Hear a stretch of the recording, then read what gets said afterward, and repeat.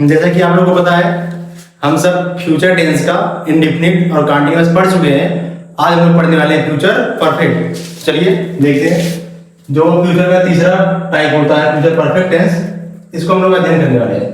इसको शुरू करने से पहले हम जान लेते हैं कि कैसे पहचानेंगे, कोई सेंटेंस दिया है उसको हम कैसे पहचानेंगे कि ये फ्यूचर परफेक्ट में है।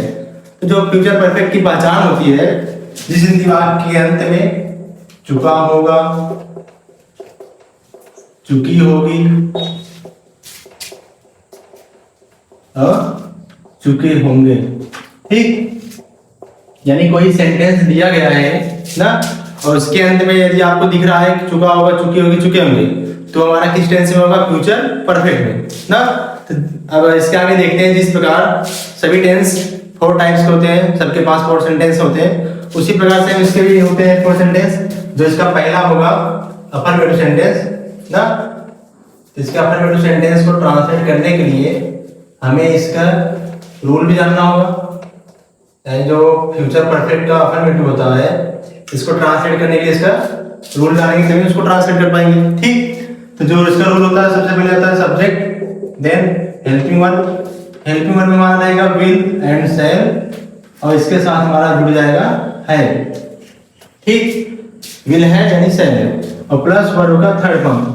ये आप लोग को हम पहले ही बता चुके हैं। किसी भी टेंस का परफेक्ट रहे उसमें हम वर्ब का थर्ड फॉर्म यूज करते हैं। देन ऑब्जेक्ट, लास्ट में हमारा आता है अदर वर्ड, ठीक। ये रहा हमारा फ्यूचर परफेक्ट का अफर्मेटिव ट्रांसलेट करने का रूल, ठीक। और देखिए एग्जांपल, हम एग्जांपल देते हैं, आप लोग इसी रूल के अनुसार इसको ट्रांसलेट कर दीजिए। जैसे मैं पत्र लिख चुका हूंगा, ठीक। क्या है? मैं पत्र लिख चुका हूंगा। तो इसके देखिए अंत में, इस सेंटेंस के अंत में क्या आया है? चुका हूंगा। इससे ये पता चल रहा है कि जो हमारा ये टेंस है किसमें है? फ्यूचर परफेक्ट टेंस में, ठीक। और फ्यूचर परफेक्ट का अफर्मेटिव है, एकदम सिंपल है, इसलिए अफर्मेटिव का रूल लगा दीजिए। तो अफर्मेटिव में सबसे पहले क्या लिखेगा? सब्जेक्ट। सब्जेक्ट हमारा क्या है? मैं की स्पेलिंग हो जाएगा आई। देन उसके बाद हेल्पिंग वर्ब विल शैल है, तो आई के साथ हमारा लगता है शैल। देन उसके बाद क्या लिखा गया है, तो है लिख दीजिए, ठीक। उसके बाद देखिए हमारा वर्ब का थर्ड फॉर्म। पहले आप इसमें ढूंढिए सेंटेंस में वर्ब क्या है हमारा। तो वर्ब क्या लिखना किस में होता है? राइट। और राइट हम कौन सा फॉर्म लगाएंगे? Third form. राइट का थर्ड फॉर्म हमारा होता है रिटन, ठीक। तो मैं क्या लिख चुका हूंगा? पत्र। और पत्र हमारा क्या होता है? ऑब्जेक्ट। रिटन अ लेटर, ठीक। ये रहा फ्यूचर परफेक्ट का अफर्मेटिव ट्रांसलेट करने का रूल, ठीक। अब इसके बाद हम लोग देखते हैं निगेटिव कैसे ट्रांसलेट करेंगे। जो दूसरा होता है इसका निगेटिव, ठीक। उसको ट्रांसलेट करने के लिए उसका रूल देखिए। जो फ्यूचर परफेक्ट का निगेटिव होता है, बस ज्यादा कुछ चेंज नहीं है। ये विल शैल के बाद ये हम नॉट लगा देंगे, बाकी सेम रूल यही रहेगा। पहले सब्जेक्ट, देन हेल्पिंग वर्ब जिसमें रहेगा हमारा विल एंड शैल, इसके बाद हम नॉट लगाएंगे, उसके बाद आता है हमारा है। बाकी सब सेम वही, वर्ब का third form plus object plus other word, ठीक। सेम चीज। चलिए इसका एग्जांपल देख लेते हैं हम लोग। एग्जांपल जैसे राधा गीत नहीं गा चुकी होगी। ध्यान दीजिए, राधा गीत नहीं गा चुकी होगी। इस सेंटेंस के अंत हमारा क्या है? चुकी होगी। इसे साफ नजर आ रहा है कि हमारा फ्यूचर परफेक्ट टेंस है, क्योंकि फ्यूचर परफेक्ट का पहचान बताया गया। इस हिंदी वाक्य के अंत में क्या होना चाहिए? चुका होगा, चुकी होगी, चुके होंगे। और देखिए सेंटेंस में नहीं आया है, इससे ये समझ में आ रहा है कि हमारा जो सेंटेंस है वो निगेटिव सेंटेंस है। अफर्मेटिव रहेगा तो एकदम सिंपल रहेगा, इसलिए ये था मैं पत्र लिख चुका हूंगा, ठीक। अगर निगेटिव रहेगा तो सेंटेंस में नहीं आपको दिखेगा। अगर सेंटेंस नहीं दिख रहा है तो हमारा कौन सा सेंटेंस हो गया? निगेटिव। निगेटिव रूल लगा दीजिए। सबसे पहले क्या है? सब्जेक्ट। सब्जेक्ट हमारा क्या है? राधा। राधा की स्पेलिंग क्या हो जाएगा? RADH। देन उसके बाद हेल्पिंग वर्ब आता है विल शैल, ठीक। तो राधा के साथ हमारा लग जाएगा विल। उसके बाद हमारा क्या आता है? नॉट। देन उसके बाद हैव। इसके बाद है हमारा वर्ब का थर्ड फॉर्म। वर्ब क्या है? गीत गाना। गाना किसी ने होता है सिंग, लेकिन उसका हमें थर्ड फॉर्म लगाना है, क्या हो जाएगा, सिंग का थर्ड फॉर्म संग। उसके बाद आता है ऑब्जेक्ट, क्या गा चुकी है, गीत, संग ए सॉन्ग। ठीक, ये रहा हमारा फ्यूचर परफेक्ट का निगेटिव। ठीक, देन उसके बाद हम लोग देखते हैं अब इंट्रागेटिव, जो इसका थर्ड होता है, उसको देखते हैं। अफर्मेटिव निगेटिव हो गया, उसके बाद हम लोग देखते हैं इंट्रोगेटिव। ठीक, चलिए जो इसका तीसरा है इंट्रोगेटिव सेंटेंस। इंट्रोगेटिव में भी दो पार्ट होते हैं, आपको बताया गया है, एक फर्स्ट होता है, एक सेकेंड। ठीक, पिछले वीडियो में सब कुछ आप लोग देख ही लिए होंगे, हम दोनों लोग दिखाएंगे आपको फर्स्ट में और सेकेंड में। ठीक, जो फर्स्ट होता है इसमें हमारा हेल्पिंग वर्ब पहले आता है, हेल्पिंग वर्ब वही सेम चीज रहेगा, विल सेल ना। देन उसके बाद हमारा सब्जेक्ट आएगा, इसके बाद जाके हम हैव लगाएंगे। ठीक, देन उसके बाद क्या आता है, वर्ब का third form plus object plus other word, और इंट्रोगेटिव सेंटेंस है, इसलिए लास्ट में हम यहां लगा देंगे क्वेश्चन मार्क। इंट्रोगेटिव सेंटेंस पहचानने का बहुत आसान तरीका है, उसके कोई भी सेंटेंस दिया रहेगा उसके एंड में हमारा क्या लगा रहेगा, क्वेश्चन मार्क। ठीक, और अगर सेकंड बनाना है तो क्वेश्चन वर्ड यानी क्यू डब्ल्यू, जो प्रश्नवाचक शब्द होते हैं, उसको हम पहले लिख देंगे, बनेगा सेकंड वर्ड। और इसके बाद लिखिए, लिखते हैं इसका एग्जाम्पल। चलिए देखिए एग्जाम्पल में, क्या मोहन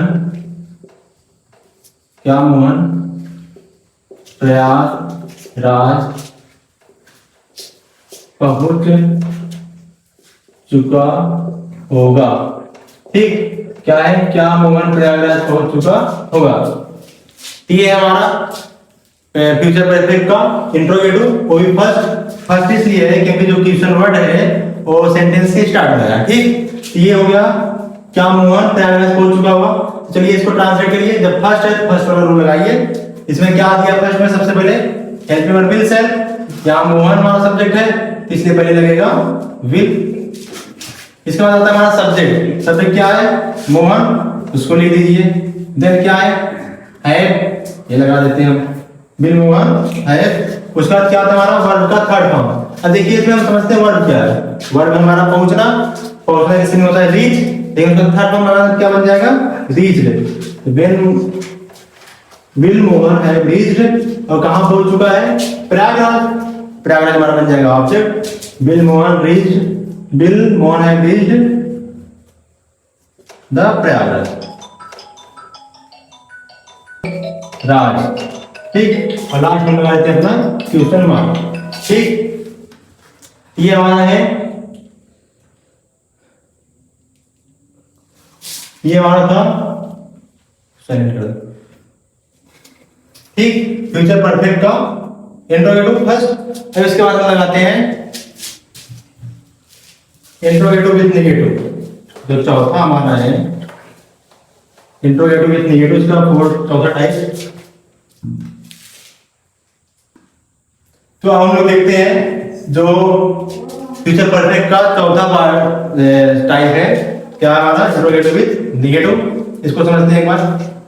सेम इंट्रोगेटिव की तरह होता है, बस इसमें नॉट लगा देते हैं हम, तो ये बन जाता है हमारा इंट्रोगेटिव विद नेगेटिव सेंटेंस। ठीक, चलिए देखिए, इसमें ही फर्स्ट सेकंड जो होते हैं, इसमें हम फर्स्ट का एग्जांपल देखे थे, इंट्रोगेटिव विद नेगेटिव हम सेकंड का एग्जांपल देख लेंगे, बाकी चीजें सब सेम रहेंगी। सबसे पहले इसमें भी helping verb will sell, then उसके बाद हमारा आएगा सब्जेक्ट, इस पर यही नॉट लगा देंगे तब है लिखेंगे। यहाँ पे देखिए सब्जेक्ट बाद था, यहाँ सब्जेक्ट बाद नॉट लगा दी तब है। देन उसके बाद हमारा वर्ड का थर्ड फॉर्म, देन ऑब्जेक्ट, उसके बाद हमारा अदर वर्ड, और लास्ट में लग जाएगा हमारा क्वेश्चन मार्क।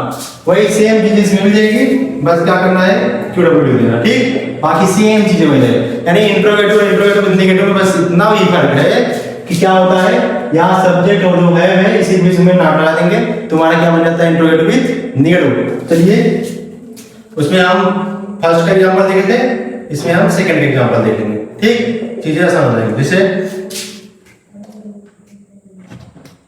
सीता सीता बाजार क्यों नहीं गई होगी। ठीक, सीता बाजार क्यों नहीं गई होगी, ये हमारा क्या है, इंट्रोगेटिव विद नेगेटिव का सेकंड है। सेकंड है जो हमारा ये क्वेश्चन वर्ड है, अगर सेंटेंस के बीच में है तो इसको हम पहले लिख देते हैं। तो क्योंकि इसमें क्या हो जाएगा हमारा वाई क्यू डब्ल्यू, उसके बाद सेम चीज है वही फर्स्ट वाला, helping verb, subject, not, have, word third form object, other word और एंड में क्या लगा देंगे, क्वेश्चन वर्ड। चलिए हेल्पिंग वर्ब क्या लगाएंगे, सीता है इसलिए विल लग जाएगा।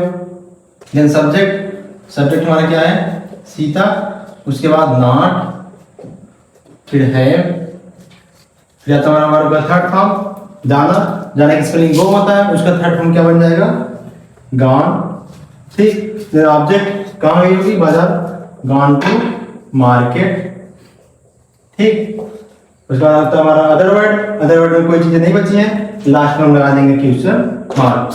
तो ये रहा हमारा फ्यूचर परफेक्ट टेंस का पूरा एकदम पहचान, और फिर जितने भी सेंटेंस होते हैं उसका रूल विद एग्जांपल्स एकदम आसान तरीके से समझाया गया है। तो आपको अगर ये वीडियो अच्छी लगी होगी तो चैनल को सब्सक्राइब करिए और अपने दोस्तों के साथ शेयर करिए। ऐसे ही इंग्लिश से जुड़ी, मतलब ग्रामर या टेंस से जुड़े चीज़ों को पाने के लिए हमारे चैनल से जुड़िए। ठीक, ऐसे ही वीडियो हम आप लोग को देते रहेंगे। धन्यवाद बच्चों, मिलते हैं अगले वीडियो में।